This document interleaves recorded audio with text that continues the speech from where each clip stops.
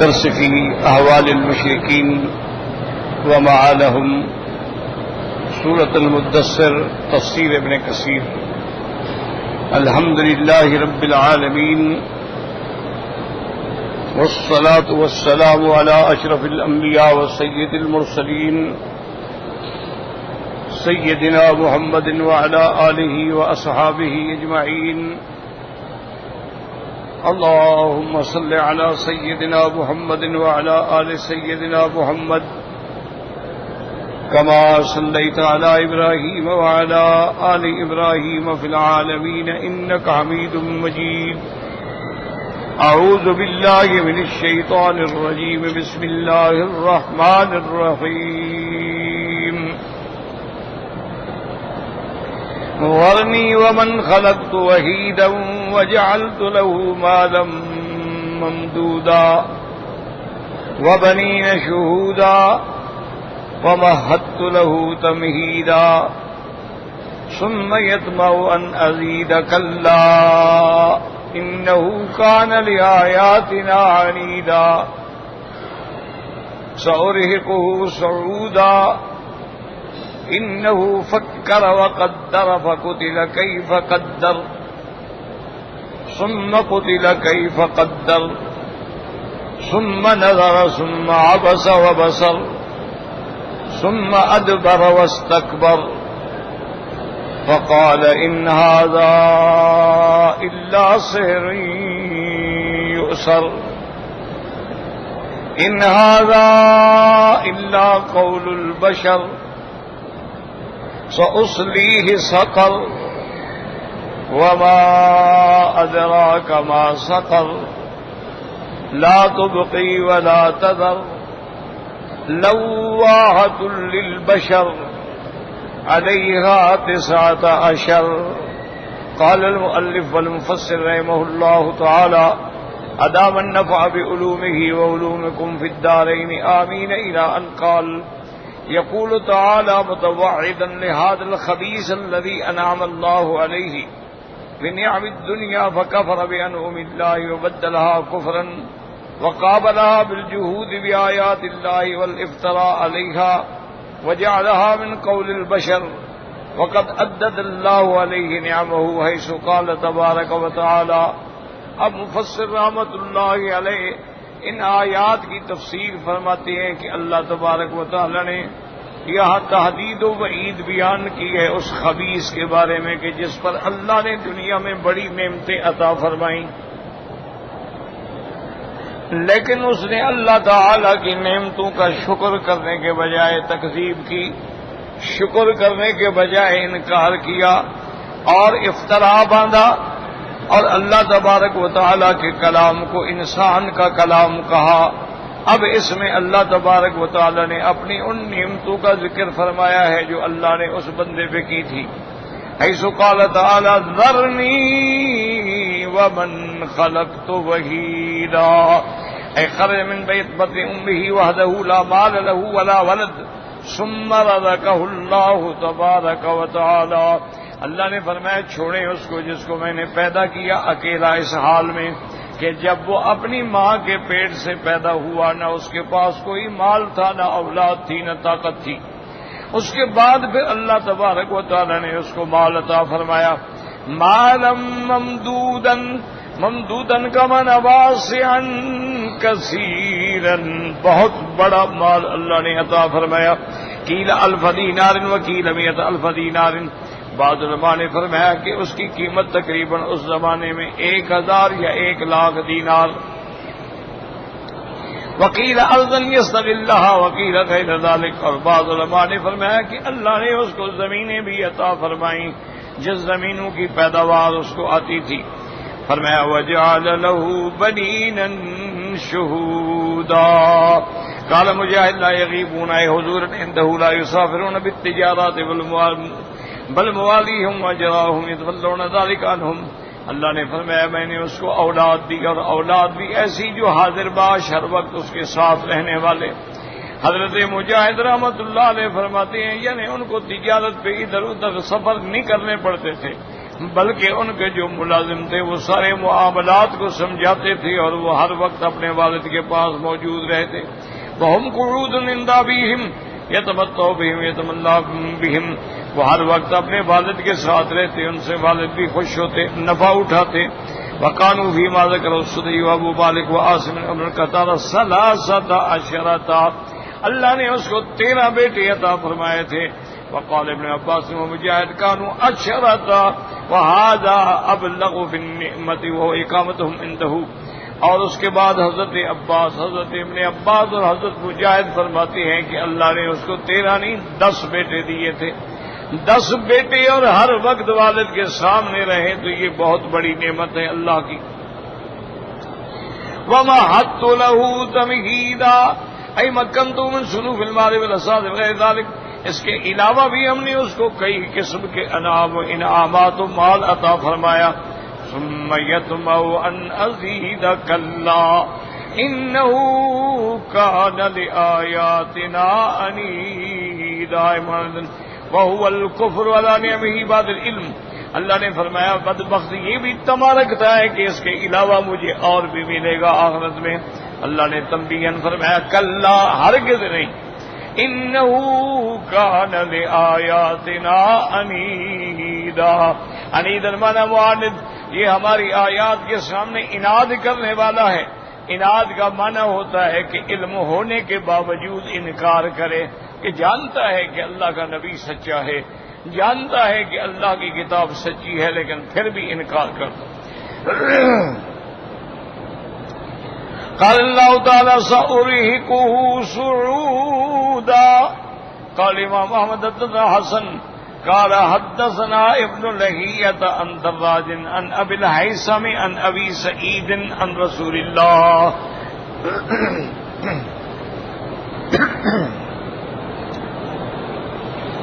صلى الله عليه وسلم قال ويل واد في جهنم يهوي فيه الكافر 40 خريفا قبل ان يبلغ قعره والصعود جبل من نار يتصعد فيه الكافر 70 خريفا ثم يهوي به كذلك فيه ابدا. اس حدیث مبارک میں آتا ہے حضرت ابی سعید رضی اللہ تعالی عنہ روایت فرماتے ہیں حضور صلی اللہ علیہ وسلم سے کہ ویل، قرآن میں جو آتا ہے نا یہ وادن فی جہنم، یہ جہنم کی ایک وادی ہے. اس میں اگر کافر کو پھینکا جائے تو 40 سال تک جا کے اس کے کار اس کی بنیاد تک پہنچتا ہے. والصعود، اور صعود کیا ہے؟ جبل من نار، ایک جہنم کے اندر پہاڑ ہے آگ کا، اس پر کافر کو چڑھایا جائے گا. 70 سال چڑھنے میں لگیں گے، پھر گرے گا تو وہیں آ جائے گا. اسی طرح ہمیشہ ہوتا رہے گا. وقد رواه الترمذي عن عبد بن حميد عن الحسن بن موسى الأشيب ثم قال غريب لا نعرف إلا من حديث ابن هيئة عن دراج كذا قال. وقد رواه يونس بن عبد الله بن وهب عن عمرو بن الحارث عن دراج فيه غرابة ونقارة، لكن روایت غریب ہے. وقال ابن زياد بن ابو زرعة وعلي بن عبد الرحمن الباروبي اللان المقري قال حدثنا من جاب قال اخبرنا شريك بن الدهنية الاوفي النبي سعيد رضي الله تعالى النبي صلى الله عليه وسلم سأريكه صعودا قال هو جبل في النار. جہنم کے اندر آگ کا پہاڑ ہوگا. يقلف ان يصعد فاذا وضع يده ذابت، جب ہاتھ رکھے گا کافر تو وہ آگ پگھل جائے گی، وہ گر جائے گی. وَإِذَا رَفَعَ، جب ہاتھ اٹھائے گا تو پھر اپنی جگہ پہ آ جائے گی. وَإِذَا وَضَعَ رِجْلَهُ ذَابَتْ وَإِذَا رَفَعَهَا عَادَتْ. اسی طرح پاؤں رکھے گا تو پگھل جائے گی آگ، اور اٹھائے گا تو پھر اپنی جگہ پہ آ جائے گی. وَرَوَاهُ الْبَزَّارُ عَنْ جَرِيرٍ بِن سُلَيْمَانَ بِهِ وَقَالَ قَتَادَةُ الْبَاسُ صُعُودًا صَخْرَةً فِي جَهَنَّمَ يَصْعَدُ عَلَيْهِ الْقَبْرُ وَجْهِهِ. انہوں نے فرمایا کہ پہاڑ ہوگا جہنم کے اندر، اور اس کے اوپر کافر کو اس کے منہ کے بل کھینچا جائے گا، چڑھایا جائے گا. وقال صعودا صخرة المصحف في جهنم يقلب فيها صدا. ایسا پہاڑ ہوگا آگ کا کہ جس پہ پکڑنے کی کوئی چیز نہیں، ہاتھ رکھے اور گر جاتا. قال مجھے سأرهقه صعودا ای مشقتا من العذاب، ہم اس کو سخت عذاب دیں گے، وَقَلْقَتَ عَذَابًا لَا رَاحَةَ فِيهِ، اللہ نے فرمایا اس کو ایسا عذاب دیں گے جس میں کوئی بھی راحت نہیں ہوگی۔ وَاخْتَارَهُ ابن جریر رحمہ اللہ تعالی۔ اب یاد رکھیں کہ یہ تمام آیات جو ہیں مفسرین کرام رحمہم اللہ تعالی علیہم فرماتے ہیں کہ اس کا سبب نزول جو ہے وہ ولید بن المغیرہ، اس کو کہتے ہیں اسباب نزول۔ یہ آیت کب اتری، کس وجہ سے اتری؟ تو اسباب نزول یا شان نزول سے قرآن پاک کو سمجھنے میں بڑی مدد مل جاتی ہے، واقعہ سمجھ آ جاتا ہے بھی یہ آیت کیوں اتری، کب اتری، کن حالات میں۔ اس کی مثال سمجھیں کہ میرے آقا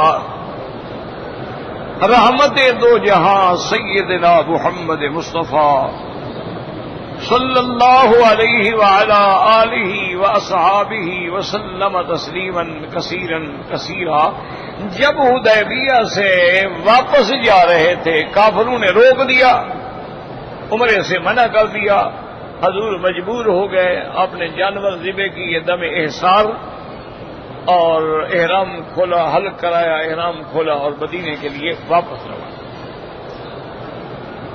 اس کو کہتے ہیں دم احصار۔ اور یہ مسئلہ بھی یہاں میرے بزرگ، میرے عزیز، میرے محترم بھائی سمجھ لیں اچھی طرح، جیسے آج کل یہ بڑی غلطی ہوتی ہے ہمارے یہاں۔ مثلا ہمارے دوست آتے ہیں، غسل کرتے ہیں، احرام باندھتے ہیں، 2 رکعت پڑھتے ہیں، لبیک پڑھتے ہیں، آگے آئے ہوائی جہاز کی سیٹ کینسل ہو گئی، اور وہی کھڑے کھڑے وہ احرام کھول دیتے ہیں۔ یہ بالکل غلط بات ہے، یہ مذاق نہیں ہے کہ جب چاہو باندھ لو، جب چاہو کھول دو۔ اللہ نے قرآن کا مسئلہ ہے، یہ مولویوں کا بھی مسئلہ نہیں کہ بھی ایک مولوی یہ کہتا ہے اور ایک یہ کہتا ہے۔ فَإِنْ أُحْصِرْتُمْ فَمَا اسْتَيْسَرَ مِنَ الْهَدْيِ، اللہ نے فرمایا کہ اگر تم کو روک دیا جائے، اب روکنے کا کیا معنی ہوتا ہے کہ یا تو نعوذ باللہ بادشاہ کافر ہے اس نے روک دیا، اور روکنے کا معنی یہ بھی ہوتا ہے کہ بندے پہ بیماری آ گئی، بندہ رک گیا۔ روکنے کا یہ معنی بھی ہوتا ہے کہ اس کے کاغذات غلط ہو گئے، رک گیا، لیکن وہ احرام باندھ چکا ہے، نیت کر چکا ہے، تو اب وہ احرام نہیں کھول سکتا۔ امام ابو حنیفہ رحمت اللہ علیہ کے نزدیک تو یہ لازم ہے کہ وہ دم کی بکری اللہ کے حرم میں پہنچائے، یا اپنے کسی دوست کو ٹیلی فون کرے کہ بھی میری دم پڑ گئی ہے احصار کی، میری بکری ذبح کرو، اور اس کے بعد جب اطلاع مل جائے کہ بکری ذبح ہو گئی اب سر مڈائے، سر مڈانے کے بعد احرام کھولے گا۔ یہ نہیں ہے کہ جب چاہے احرام باندھے، اچھا جی وہ میں نہیں جا سکتا تو بس میں نے کھول دیا۔ یہ بہت بڑی ذمہ داری ہے۔ باقی ائمہ کرام صرف یہ فرماتے ہیں کہ بھئی وہ جس جگہ ہے وہی بکری ذبح کرتے ہیں، بکری کا تو وہ بھی انکار نہیں کر سکتے چونکہ قرآن ہے وَمَسْتَيْسَرَ مِنَ الْهَدْيِ۔ وہ یہ کہتے ہیں، اتنا رعایت دیتے ہیں کہ بھئی اب ایک آدمی ہے پاکستان سے، وہ بیچارہ کہاں ذبح کرے گا، کہاں مکے بکری پہنچے گی، اس کا کوئی جاننے والا بھی نہیں ہے، کون وکیل بنے گا، کون ذبح کرے گا، وہ کہتے ہیں وہی ذبح کر دو۔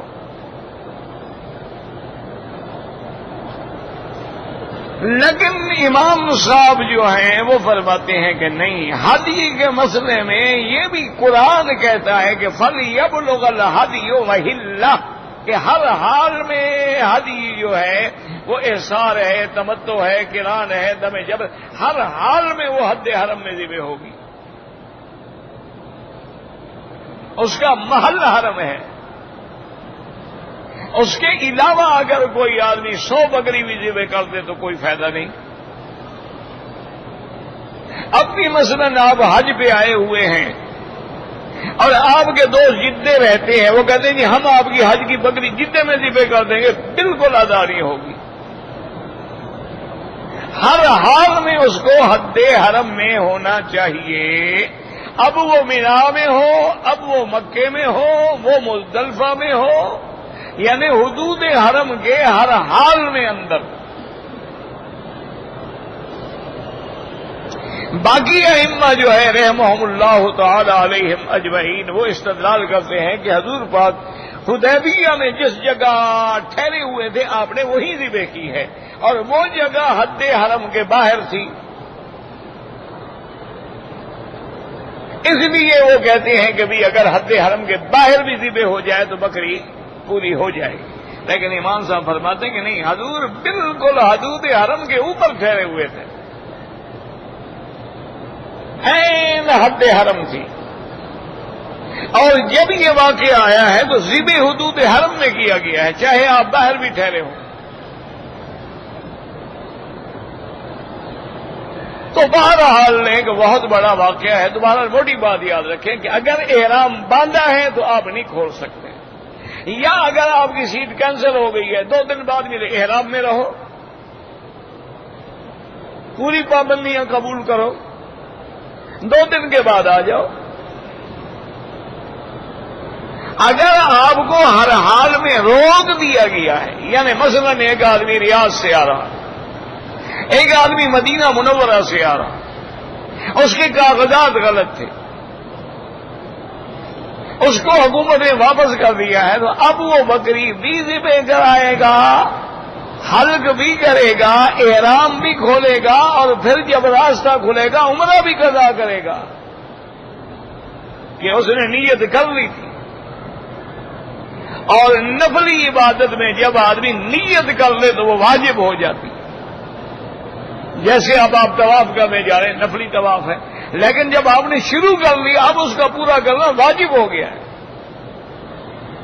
اب یہ نہیں ہے کہ آپ اس کو درمیان میں چھوڑ دیں، مجبوری ہو گئی ہے، آپ کو پھر آ کے دوبارہ اس کے بدلے میں طواف کرنا پڑے گا۔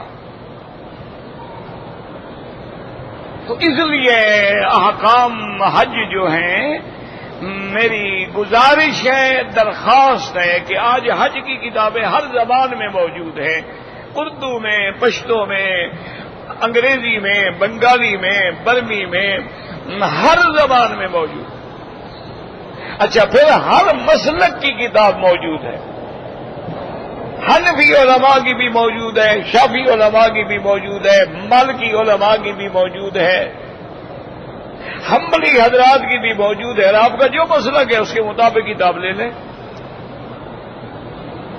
اس کتاب کو بار بار پڑھیں، ایک دفعہ نہیں سمجھ سکتے آپ، اس کو بار بار پڑھیں، پڑھتے جائیں، عمرہ کیا ہے، عمرے کے ارکان کیا ہیں، شرائط کیا ہیں، واجبات کیا ہے، حج کیا ہے، حج کی کتنی قسمیں، جہاں بات سمجھ نہ آئے پنسل سے نشان لگا دیں، بھئی یہ بات سمجھ ہی نہیں آ رہی، عالم کے بعد جا کے سمجھ لیں، تمہارا حج کبھی غلط نہیں ہوگا۔ حج میلہ نہیں ہے کہ لوگ احرام باندھیں گے ہم بھی باندھ رہے ہیں، لوگ مینا جائیں گے ہم بھی چلے جائیں گے، لوگ عرفات جائیں گے ہم بھی چلے جائیں گے۔ یعنی آج ابھی آپ نماز میں دیکھ لیں کہ میرے محترم، میرے بزرگ، میرے بھائی، یعنی 1 2 نہیں، ہزاروں کی تعداد میں عمرے کا احرام باندھ کے آئیں گے، فرض نماز کھڑی ہوگی وہ اسی طرح گندا نکال کے کھڑے، اللہ اکبر، نماز مکروہ ہو گئی۔ گندا تو ہم نے صرف طواف میں نکالنا ہے، یہ نہیں کہ ہر وقت گندا نکالے رکھیں۔ اچھا، بہت سارے میرے بھائی جو ہیں طواف کر لیا، صفا مروہ دوڑ لیا، سر بھی منڈا لیا، نماز کھڑی ہوگی، اللہ اکبر، سر پہ کپڑا نہیں ہے، بھئی تمہارا احرام ختم ہو گیا، سر پہ کپڑا ڈالو، نماز اپنی خراب کر رہے ہو۔ حضور پاک نے تو کبھی سر ننگے نماز نہیں پڑھی، پوری زندگی میں ما سوائے احرام کے حضور نے کبھی ننگے سر نماز نہیں پڑھی، ایک نماز بھی ثابت نہیں ہے جو حضور پاک نے بغیر کپڑے کے پڑھی، صرف احرام۔ تو اس لیے بہرحال وہ ایک بڑا لمبا واقعہ ہے. تو جب حضور واپس جا رہے تھے حضرت عمر رضی اللہ تعالی عنہ پر بھی اور سارے صحابہ پر بھی ایک بہت بڑا غم کا پہاڑ ٹوٹ پڑا تھا کہ بھئی ہم مدینہ سے آئے, اونٹوں کا سفر کیا, احرام باندھا, حد حرم پہ پہنچ گئے, لیکن ظالموں نے ہمیں طواف اور عمرہ نہیں کرنے دیا. اور پھر سلو ہو گئی, حضور واپس جا رہے ہیں لیکن سب کے دل ٹوٹے ہوئے تھے. حضرت عمر رضی اللہ تعالی عنہ فرماتے ہیں کہ میں اپنی اونٹنی حضور کے قریب لے گیا اور میں نے سلام کیا تو حضور نے جواب نہیں دیا. میں ہٹ گیا, پھر میں اپنی اونٹنی قریب لے گیا, میں نے سلام کیا, حضور نے جواب نہیں دیا. میں پھر ہٹ گیا, میں پھر اونٹنی قریب لے گیا, میں نے سلام کیا, حضور نے جواب نہیں دیا. اب حضرت عمر کہتے ہیں کہ مجھ پہ بالکل ایسے معلوم ہوتا تھا کہ جیسے بجلی گر گئی آسمان سے. میں نے کہا سقلت کا امو کا عمر, کاش تمہاری ماں نے تمہیں جنا ہی نہ ہوتا, اللہ کا نبی ناراض ہو گیا.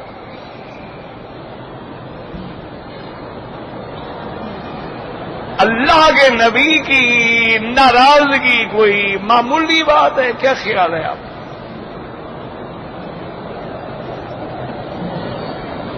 ہمیں تو خیر احساس ہی نہیں ہے نا میرے بھائی. کیا خیال ہے آپ کا؟ جو میرے بھائی بزرگ داڑھی منڈواتے ہیں حضور راضی ہوتے ہیں, خوش ہوتے ہیں کہ میرے امتی نے ماشاءاللہ داڑھی منڈوائی ہے, کلین شیو ہے نا. حضور ناراض ہوتے ہیں, خوش ہوتے ہیں. تو پھر تم حضور کو ناراض کرنے آئے ہو یا حج کرنے آئے ہو؟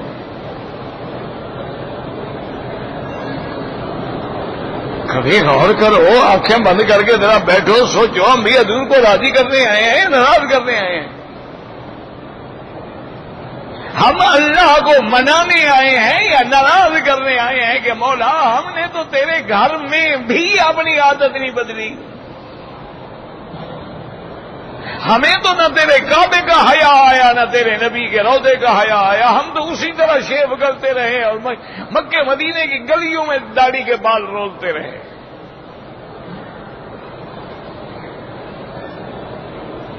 وہ تو صحابہ تھے نا جی کہ حضور تھوڑی سی بے رخی کر رہے ہیں ان کی تو جان نکل جاتی تھی.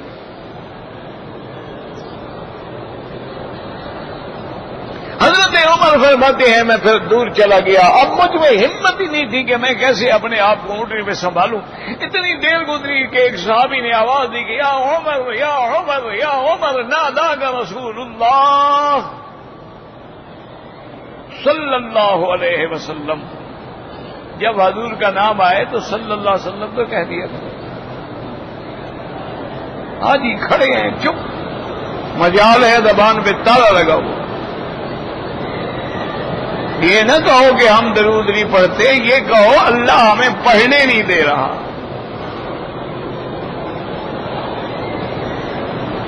ورنہ حضور کا نام آئے اور مسلمان خاموش ہو. ہر حال میں اگر پورا درود شریف بھی نہیں پڑھ سکتا تو صلی اللہ علیہ وسلم.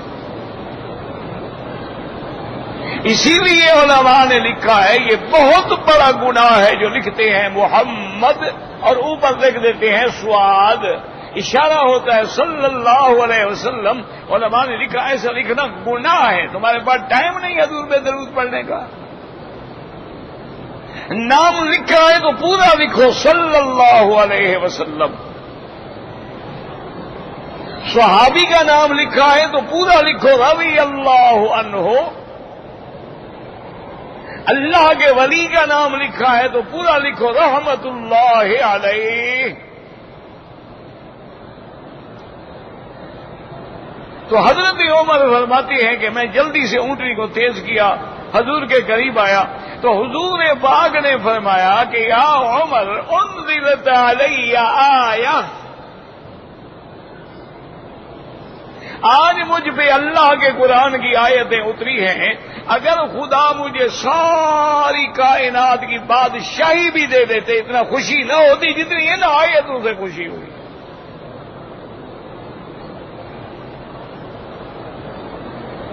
حضرت عمر نے عرض کیا وَأَيَّ آیَةٍ یا رسول اللہ صلی اللہ علیہ وسلم، حضور وہ کون سی آیتیں ہیں؟ حضور نے فرمایا اِنَّا فَتَحْنَا لَكَ فَتْحًا مُبِينًا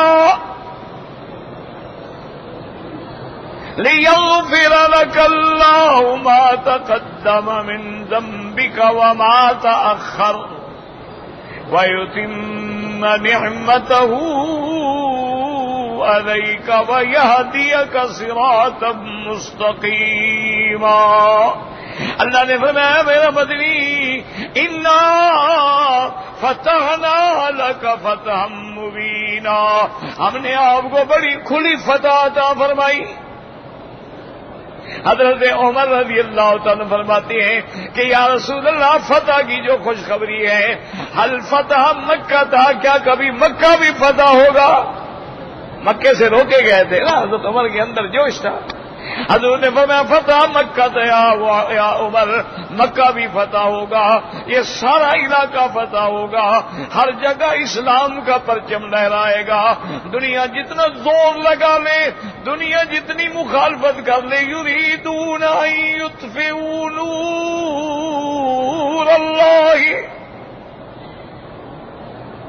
نور اللہ بافواہہم واللہ متم نورہ ولو کرہ الکافرون۔ تو اب ہمیں سمجھ آیا کہ بھی یہ آیتیں کب اتری تھی؟ جب حضور حدیبیہ سے واپس جا رہے تھے۔ تو اس کو کہتے ہیں شان نزول، اس کو کہتے ہیں اسباب نزول، کہ کن وجوہات کی بنا پہ یہ آیت اتری۔ تو اس لیے علماء فرماتے ہیں کہ یہ آیات جو ہم پڑھ رہے ہیں، ان کے اسباب نزول جو ہے وہ ولید ابن المغیرہ کے بارے میں ہے۔ ولید ابن المغیرہ جو ہے کافروں کا ایک بڑا سردار تھا، اور اس کو ریحانۃ قریش بھی کہا جاتا تھا، اور وہ بڑے فخر سے کہتا تھا انا الوحید ابن الوحید، بھئی میں اکیلا، میرا باپ ہی، ہمارا کوئی مقابلہ نہیں کر سکتا۔ اور اللہ نے بھی اس کو نعمتوں سے نوازا تھا، ہر قسم کی نعمتیں عطا فرمائیں۔ اور یہ بھی یاد رکھو کہ جتنا نعمتوں پر شکر کرو گے اللہ اور زیادہ دیں گے، اور اگر نعمتوں پر کفر کرو گے تو پھر اللہ کی پکڑ بھی بڑی سخت ہے۔ یہ بھی قرآن میں ہے لَإِن شَكَرْتُمْ لَأَزِيدَنَّكُمْ وَلَئِن كَفَرْتُمْ إِنَّ عَذَابِي لَشَدِيدٌ۔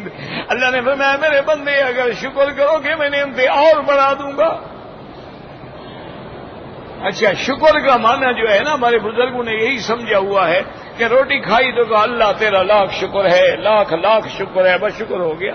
یہ شکر نہیں ہے، یہ تو مذاق ہے، یہ تو اللہ کے غضب کو دعوت دینے کا ذریعہ ہے۔ اصل شکر یہ ہے ایمان ہو، اگر کافر ہے لاکھ دفعہ کہے شکر ہے شکر ہے شکر ہے، کیا فائدہ ہے؟ اور ایمان کے بعد شکر یہ ہے کہ جو نعمت اللہ نے دی ہے وہ اللہ کی فرما برداری میں خرچ ہو۔ اللہ نے آنکھیں دی ہیں، کعبہ دیکھیں، قرآن دیکھیں، حدیث دیکھیں، یہ نہیں کہ لوگوں کی عورتیں دیکھیں۔ اللہ نے ہاتھ دیے، پاؤں دیے ہیں تو اللہ کے راستے میں چلیں۔ اللہ نے ہمیں کھانا دیا، قوت آئی، طاقت آئی تو اللہ کے راستے میں خرچ ہو۔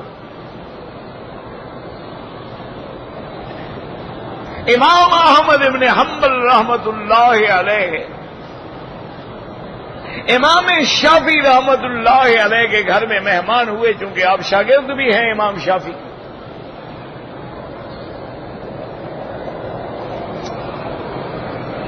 تو رات کو امام صاحب کے استقبال میں گھر والوں نے اچھے اچھے کھانے بنائے۔ ویسے بھی امام شافعی رحمت اللہ علیہ بڑے سخی تھے، جب کھانے بن گئے تو اب جناب امام صاحب نے جو کھانا شروع کیا نا جی، وہ جتنا کھانا آیا تھا سارے ہی کھا گئے. اب وہ تو 10 آدمیوں کا کھانا تھا، ماشاءاللہ ہر نعمت بنی ہوئی تھی، ہر قسم کے کھانے تھے اور بڑے سارا حضرت کھا گئے. جب خالی برتن واپس گئے تو امام شافعی کی بیٹیاں جو تھیں وہ ہنس پڑیں. انہوں نے کہا امام صاحب آپ نے کہا تھا میرے گھر میں امام مہمان آ رہا ہے، ہادہ وجہ نہ کارن یہ تو کوئی بڑا کھویا ہے، سارا کھانا کھا گیا، یہ کیسے امام ہے؟ یہ تو کھانے والا ہے کوئی. امام صاحب نے کوئی جواب نہیں دیا. آدھی رات کو جب ساری دنیا سو گئی اور امام احمد بن حنبل رحمت اللہ علیہ اٹھے، وضو فرمایا اور مصلی پہ کھڑے ہوئے اور تہجد شروع کی اور قرآن کی تلاوت شروع کی. قرآن پڑھ رہے ہیں اور رو رہے ہیں اور ساری رات گزر گئی. تو امام شافعی نے اپنی بیٹیوں سے کہا میرے امام کو تم نے کھاتے ہوئے دیکھا ہے، اب کماتا ہوا بھی تو دیکھو. تم نے صرف کھاتا ہوا دیکھا، اس کی محنت بھی تو دیکھو نا کہ ساری رات کھڑا ہے. صبح ناشتے کے وقت میں امام صاحب نے عرض کیا حضرت سے کہ آپ کو بھی اور گھر والوں کو بھی اشکال ہوا ہوگا کہ میں نے اتنا کھانا کھا لیا، اصل میں آپ کے گھر کے کھانے پہ کوئی ایسی رحمت کے انوار برس رہے تھے، میرا دل چاہتا تھا میں سارا کھا جاؤں، ایک لقمہ بھی واپس نہ ہو. حلال کے رزق میں اللہ کی رحمت برس رہی ہوتی ہے اور حرام کے رزق میں اللہ کا غضب برس رہا ہو. ایک آدمی زمزم پی رہا ہے، ایک شراب پی رہا ہے، کیا دونوں برابر ہیں؟ ایک آدمی ہاتھ باندھ کے تہجد میں کھڑا ہے اور ایک بدبخت کسی زانی عورت کی گود میں لیٹا ہے، کیا یہ برابر ہو سکتے ہیں؟ تو اس لیے ہمیشہ یاد رکھیں کہ اسباب نزول سے قرآن سمجھ آتا ہے کہ بھئی وہ ولید جو تھا نا، اللہ نے اتنی نعمتیں دی، مال دیا، اولاد دیا، باغ دیے، بچے دیے، اس کے باوجود بھی وہ اللہ کے قرآن کا منکر ہوا، حالانکہ وہ جانتا تھا کہ قرآن سچا ہے، وہ جانتا تھا کہ محمد مصطفیٰ سچا ہے. اسی لیے قرآن کہتا ہے کہ وہ عنید تھا. عنید مانا معاند، معاند مانا جاننے کے بعد نہ ماننا، اس کو کہتے ہیں معاند. جیسے ابو جہل ہے، سب جانتے تھے کہ محمد مصطفیٰ صادق بھی ہے، امین بھی ہے، نبی بھی ہے، رسول بھی ہے، سب جانتے تھے. ابھی لہب جانتا تھا، ابھی جہل جانتا تھا، قریش مکہ جانتے تھے، حتیٰ کہ ابھی جہل سے کسی سردار نے پوچھا کہ آپ کے مکہ شہر میں ایک نبی پیدا ہوئے ہیں جن کا نام محمد ابن عبداللہ ہے صلی اللہ علیہ وسلم، ابھی جہل بتلاؤ اس کے بارے میں کیا کہتے ہو؟ ابو جہل نے دیکھا کہ ہماری بات تو نہیں سن رہا، کہنے لگا انہ صادق، وہ سچ کہتا ہے.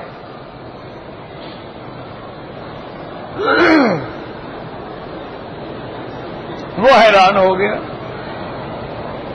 اس نے کہا کہ ابو جہل عمرو بن ہشام کیا کہہ رہے ہو، کیسے تمہیں پتا ہے کہ وہ سچا ہے؟ اس نے کہا ولد فینا وعاش فینا ولبث فینا من عمرہ 40 سنۃ، محمد مصطفیٰ ہمارے سامنے پیدا ہوئے، بچپن گزرا، جوانی گزری، 40 سال کی عمر ہوئی.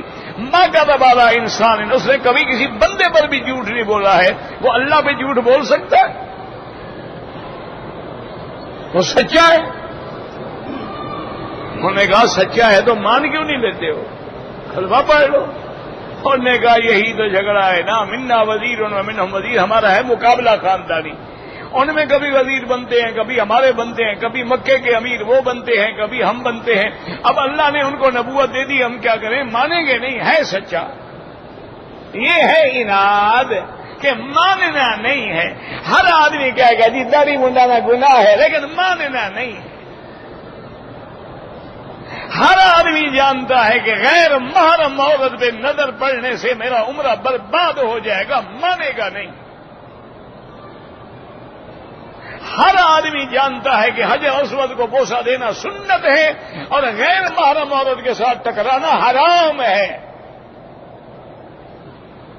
لیکن نہیں، دھکے دیں گے، عورتیں مرد اندر گھس رہے ہیں، ایک دوسرے سے بدن ٹکرا رہے ہیں، میں ابھی بوسہ دے کے آ رہا ہوں، سبحان اللہ، بھی کیا فائدہ ایسے بوسے کا؟ مانے گا نہیں بالکل۔ اس کو کہتے ہیں کفر اناد۔ ایک تو ہے نا جاہل ہے، مسئلہ نہیں جانتا، وہ بھی کافر ہے، لیکن ایک ہے کہ جاننے کے بعد نہیں مانتا۔ اس لیے اللہ پاک نے فرمایا کہ اس بدبخت کو ہم نے یہ نعمتیں دی، سب کچھ دیا، لیکن وہ نہیں مانا، تو اب میرے مدنی آپ چھوڑیں، ہم اس کو ایسا عذاب دیں گے، سوری کو سعودا، ہم اس کو پہاڑ، آگ کے پہاڑوں پہ چڑھائیں گے، ہم اس کو ایسے عذاب میں ڈالیں گے کہ پھر اس کو کوئی بچانے والا نہیں ہوگا۔ اب اس کے بعد اللہ نے فرمایا انہو فکر وقدر فقتل کیف قدر ثم قتل کیف قدر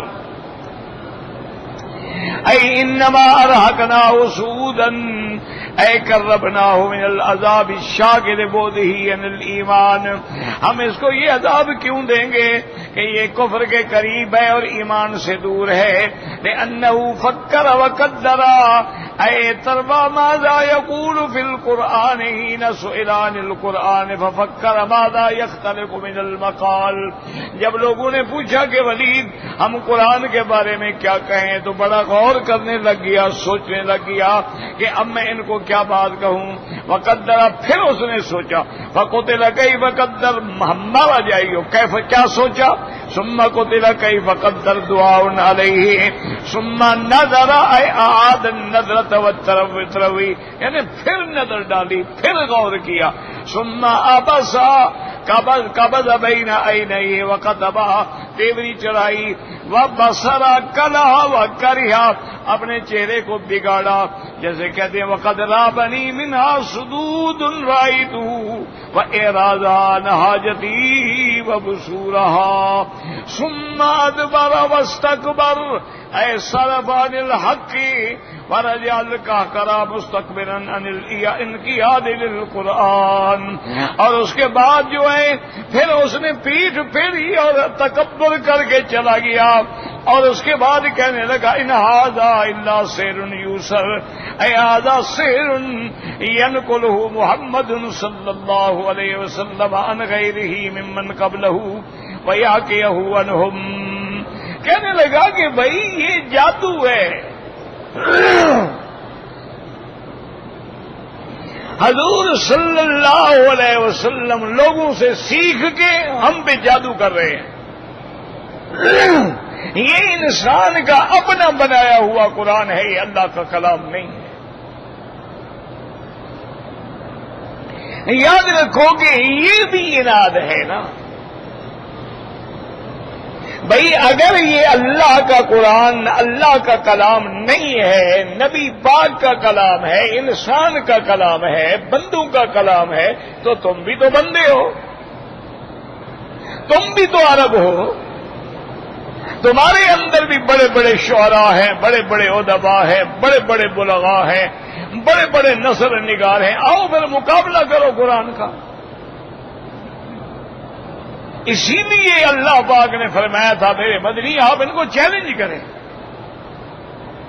کہ ان کنتم فی ریب مما نزلنا علی عبدنا فاتوا بسورۃ من مثلہ، آؤ قرآن کے مقابلے میں ایک سورت بنا کے لے آؤ،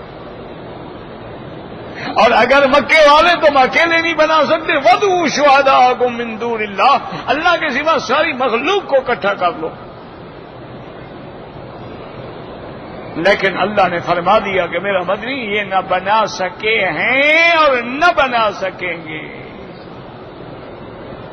قُلْ إِنِ اجْتَمَعَتِ الْإِنسُ وَالْجِنُّ عَلَىٰ أَن يَأْتُوا بِمِثْلِ هَٰذَا الْقُرْآنِ لَا یاتون بمثلہ ولو کان بعضهم لبعض ظہیرا۔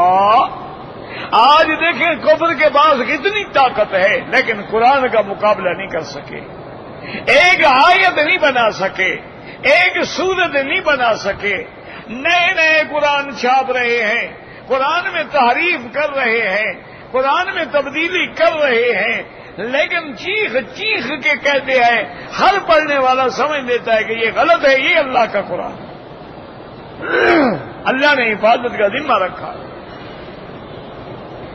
اس لیے اللہ نے فرمایا کہ دیکھو کیسا تکبر کر رہا ہے، اور کہتے ہیں ھذا الا قول البشر، یہ انسان کا کلام ہے، اے لیس بکلام اللہ، یہ اللہ کا کلام ہے ہی نہیں، نعوذ باللہ ثم نعوذ باللہ۔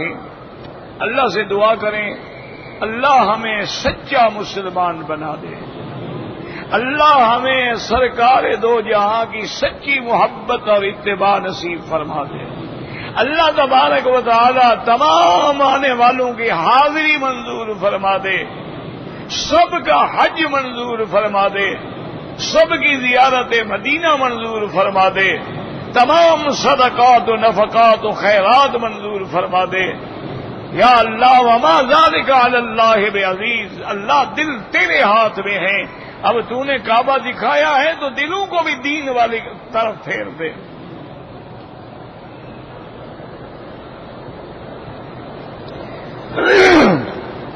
کہتا ہے جی کہ میں امام شافعی رحمت اللہ علیہ کے مسلک پہ ہوں، اگر ہم عصر کے بعد طواف کریں تو اس کی 2 رکعت جو ہیں وہ عصر کے بعد ہم پڑھ سکتے ہیں، میرا بھائی شافعی ہو یا حنبلی ہو ان کے نزدیک 2 رکعت جائز، عصر کے بعد ہو تب بھی جائز ہے، فجر کے بعد ہو تب بھی جائز ہے۔ امام ابو حنیفہ رحمت اللہ علیہ فرماتے ہیں کہ نہیں، اگر فجر کی نماز کے بعد طواف کیا ہے، سورج نکل کے جب اوپر آئے تو اب تم نماز پڑھ سکتے ہو، کیونکہ ایک صریح حدیث ہے اور صحیح حدیث ہے کہ لا صلاۃ بعد الفجر حتی تطلع الشمس، فجر کے بعد کوئی نماز نہیں جب تک کہ سورج نہ نکلے، ولا صلاۃ بعد العصر حتی تغرب الشمس، اور عصر کے بعد کوئی نماز نہیں جب تک کہ سورج ڈوب نہ جائے۔ تو امام صاحب اس حدیث سے استدلال کرتے ہیں۔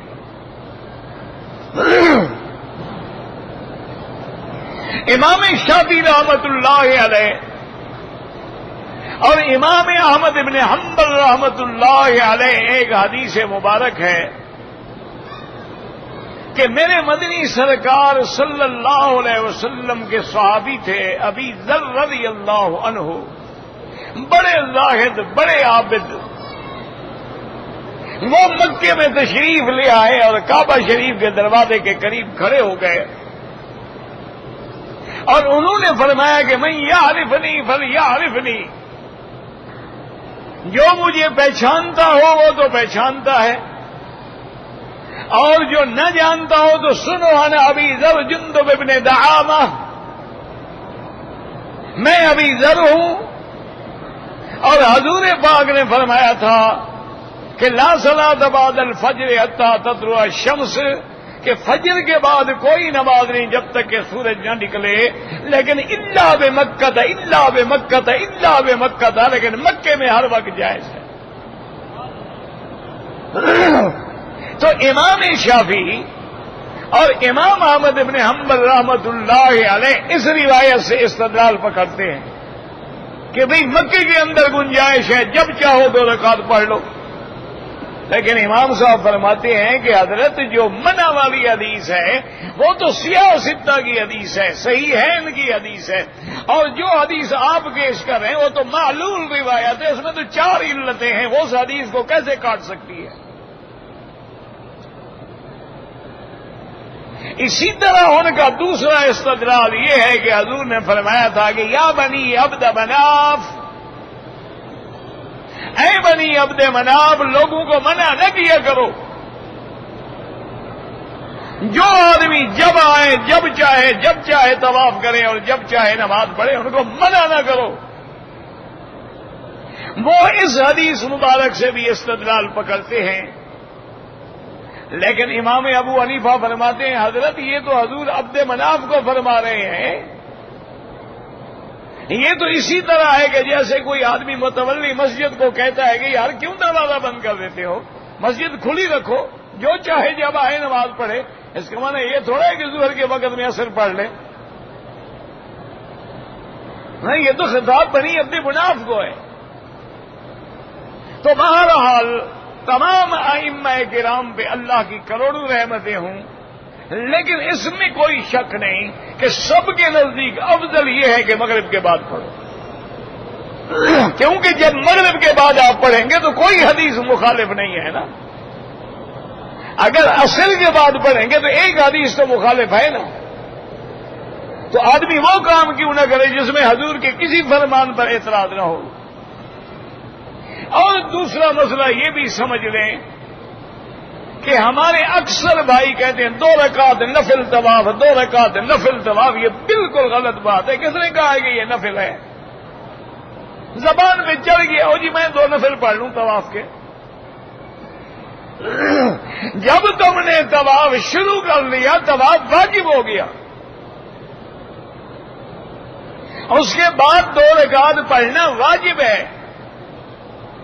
امام شافعی اور امام احمد بن حنبل رحمۃ اللہ علیہم کے نزدیک چونکہ یہ واجب اور مؤکدہ غیر مؤکدہ کی تقسیم نہیں ہے، ان کے نزدیک یہ فرض ہے یا سنت ہے، تو وہ کہتے ہیں کہ 2 رکعت طواف کے بعد جو پڑھی جاتی ہیں یہ سنت ہے، نفل تو کوئی بھی نہیں کہتا۔ ہم لوگوں نے بنا رکھا ہے 2 رکعت نفل، 2 رکعت نفل، 2 رکعت نفل، زبان میں چڑھ گیا ہے، لاکھ مولوی الٹا ہو جائے، انہوں نے مسئلہ نہیں سمجھنا، ضد ہے۔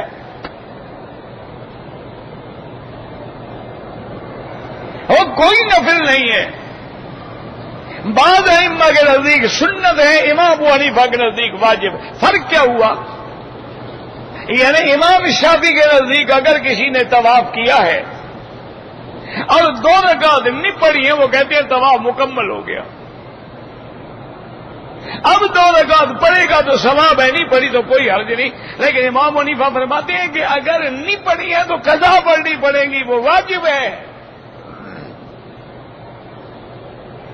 تو اس لیے بہرحال خدا کے لیے روز کا ایک مسئلہ بھی یاد کرو تو ہفتے میں 10 مسئلے تو یاد ہو جائیں گے کم از کم، لیکن ہمارا رواج ہے انشاءاللہ ادھر سے سنیں گے ادھر سے نکال دیں گے۔ حضور پر جان قربان ہے لیکن داڑھی نہیں رکھنی، کمری والے پہ میرا سب کچھ قربان ہے لیکن نماز نہیں پڑھنی۔ مکے مدینے کے لیے زندگی تڑپتے گزر گئی، نماز باہر کھڑے ہو کے پڑھ رہا ہے تاکہ سلام پھرے اور بھاگ۔ انا للہ و انا الیہ راجعون، اور کیا کہہ سکتے ہیں؟ اگر ایک آدمی نے عمرہ کیا ہے، ابھی اس نے حلق نہیں کروایا تھا، چوٹ لگ گئی اور خون نکل آیا تو کوئی بات نہیں، یہ بھی لوگوں کو ایک بیماری لگ گئی ہے، اور جی خون نکل آیا نا، خون نکل آیا دم پر، وہ خون بھی تیرا نکلے خدا سزا بھی تمہیں دے، یعنی اللہ نے عقل چھین لیا ہے۔ چوٹ لگ گئی کوئی بات نہیں، کس بات کا دم ہے؟ تمہیں تکلیف پہنچی ہے، تم اللہ کی رحمت کے حقدار ہو کہ جرمانے کے حقدار ہو؟ بس ایک مسئلہ ہو جی میرا خون نکل گیا۔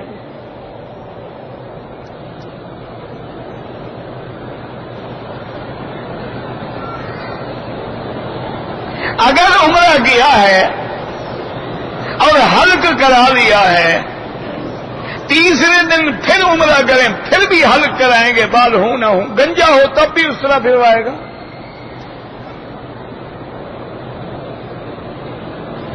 کوئی ایک ہی آدمی ہے بس وہ چٹ لکھ رہا ہے۔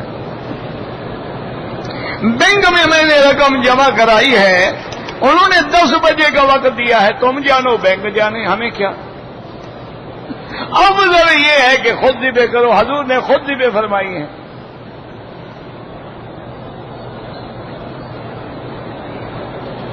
اگر طواف زیارت کرتے ہوئے اسر ہو جائے تو مغرب کے بعد 2 رکعت پڑھ لیں. کیا ہے تکلیف کیا ہے؟ طواف زیارت حج کا فرض ہے، کیوں ایسا کام کر رہا ہے جو کسی ایک امام کے نزدیک بھی اعتراض ہو؟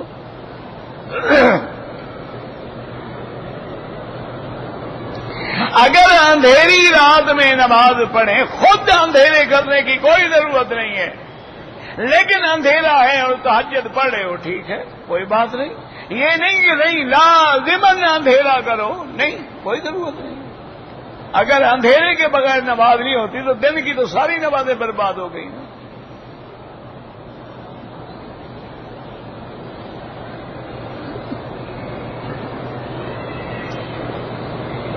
رمضان کے بعد جو عمرہ کرے گا میقات سے، اس کا حج تمتع ہوگا، افراد نہیں ہوگا، میقات کا عمرہ. کہتے ہیں جی کہ نکاح کے اندر جو ایجاب و قبول ہوتا ہے اس کا 3 دفعہ کہنا ضروری ہے. یہ تمہارے اوپر اعتبار کی بات ہے. اگر تمہارے 3 دفعہ کہنے پر بھی اگلے کو اعتبار نہ ہو تو پھر کیا کریں گے؟ اللہ کے بندے 1 دفعہ کہو یا 3 دفعہ کہو، بھائی رسم ہے، رواج ہے، اس کو بڑا چکر ہے کہ 3 دفعہ کہیں یا 1 دفعہ کہیں. نماز کتنی پڑھتے ہو؟ امام احمد ابن حنبل رحمت اللہ علیہ اور شیخ الاسلام ابن تیمیہ رحمہ اللہ، شیخ الاسلام ابن القیم رحمہ اللہ، ابن رجب حنبلی رحمہ اللہ، اتنے بڑے بڑے امام ہیں جو کہتے ہیں کہ ایک نماز چھوڑنے والا کافر ہو جاتا ہے. وہ کہتے ہیں اگر خاوند نماز نہیں پڑھتا ہے، بیوی نماز نہیں پڑھتی تو ایک تو کافر ہے، نکاح ہوتا ہی نہیں. تم 3 دفعہ قبول کرو یا 100 دفعہ کرو. پہلے یہ تو دیکھو دونوں نماز پڑھتے ہیں. یہ تو شکر کرو کہ امام ابو حنیفہ اور امام شافعی کہتے ہیں فاسق ہے، کافر نہیں، ورنہ ان کے نزدیک تو کافر ہے. وہ تو کہتے ہیں مر گیا تو جنازہ بھی نہ پڑھو اس کا.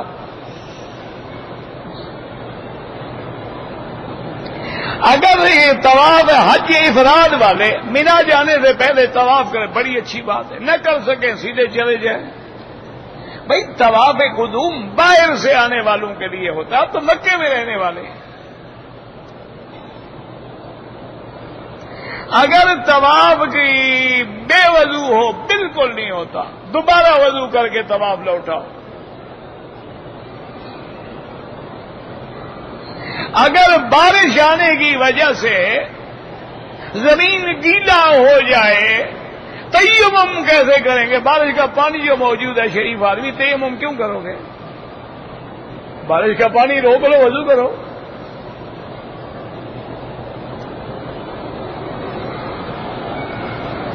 طواف الوداع ان لوگوں میں حج پہ ہے جو باہر سے آ رہے ہیں. مکے والوں پہ کون سا طواف الوداع ہے بھائی؟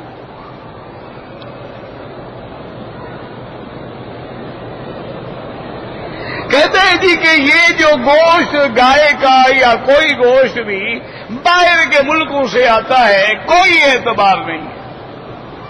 وہ ہمارے نبی کے بھی دشمن ہیں، ہمارے اسلام کے بھی دشمن ہیں، ہمارے دین کے بھی دشمن ہیں. ان پہ کیا اعتبار ہے؟ جو اس ملک کا ہے یا مثلا خلیج کا ہے وہ حلال ہے. اگر کافر ملک سے آیا کوئی اعتبار نہیں. البتہ مجھے کچھ دوستوں نے کہا ہے، اللہ عالم میں نہیں جانتا، وہ کہتے ہیں الکبیر آتا تو انڈیا سے ہے لیکن کہتے ہیں وہ خالص حلال ہوتا ہے. اللہ عالم، کسی انڈیا کے حاجی سے پوچھ لو.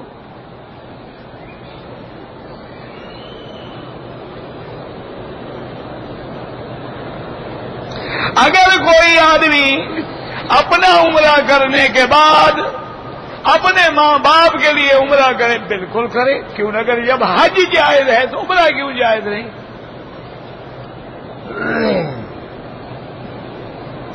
اگر ایک آدمی نے عمرے کا طواف بغیر وضو کے کیا ہے، حل یہ ہے کہ فوراً وضو کر کے طواف دوہرائے، ورنہ عمرہ بھی برباد اور دم بھی پڑ گئی.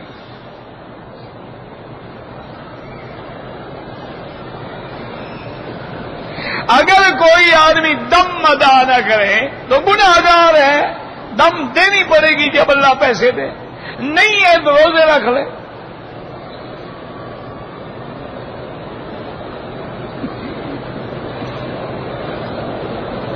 کہتے ہیں جی کہ ہمارے ملک میں بعض بزرگوں کو داتا کہا جاتا ہے، غوث اعظم کہا جاتا ہے، غریب نواز کہا جاتا ہے. یہ تمام صفات اللہ کی ہیں اور غیر اللہ کے ساتھ ملانے والا کافر ہو جاتا ہے. غوث اللہ کی ذات ہے، غیاث المستغیثین اللہ کی ذات ہے، نفع نقصان دینے والی اللہ کی ذات ہے، ہر غریب پہ نوازش کرنے والی اللہ کی ذات ہے. یہ شرک ہے.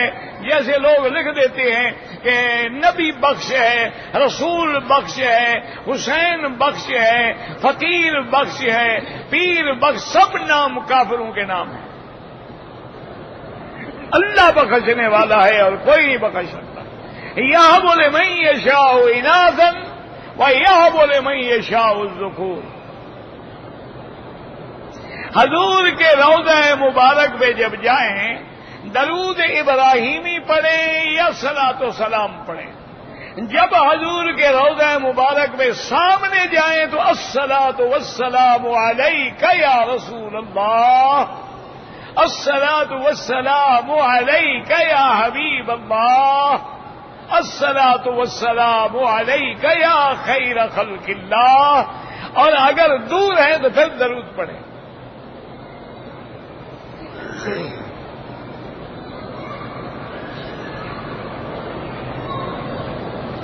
ہم ریاض سے عمرے پہ آئے ہیں، اب ہم نے عمرہ کر لیا ہے، مکے میں رہ رہے ہیں، دوبارہ عمرہ کرنا چاہتے ہیں. مسجد عائشہ سے کریں، جیرانہ سے کریں، طائف سے کریں، تمہاری مرضی ہے.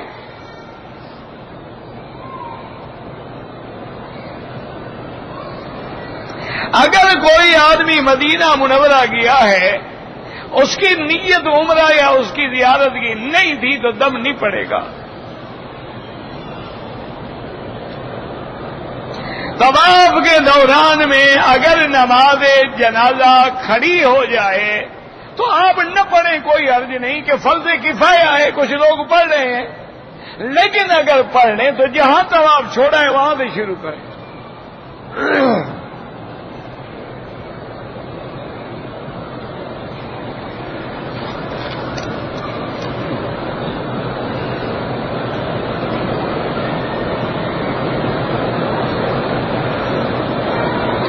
جس بندے کو شوال کا چاند عرب میں نظر آئے، کوئی حج فرض نہیں ہوتا. حج زندگی میں ایک دفعہ فرض ہوتا، ہر سال فرض نہیں ہوتا. باقی مینا عرفات مزدلفہ میں کوشش کریں کہ امام کے پیچھے نماز پڑھیں، وہ قصر پڑھائیں گے اور جمع بین الصلاتین کریں گے. لیکن اگر آپ اپنے مسلک پر متشدد ہیں تو اپنے اپنے کیمپوں میں جماعتیں ہوں گی، ہر مسلک کے علماء نماز پڑھا رہے ہوں گے، وہاں پڑھ لیں. کیونکہ حنفی مسلک میں مقیم کو پوری نماز پڑھنی ہوتی، لیکن باقی ائمہ کے نزدیک حج کے اندر ہر بندے کے لیے 2 رکعت ہیں، چاہے وہ مقیم ہے یا غیر مقیم ہے. واللہ اعلم.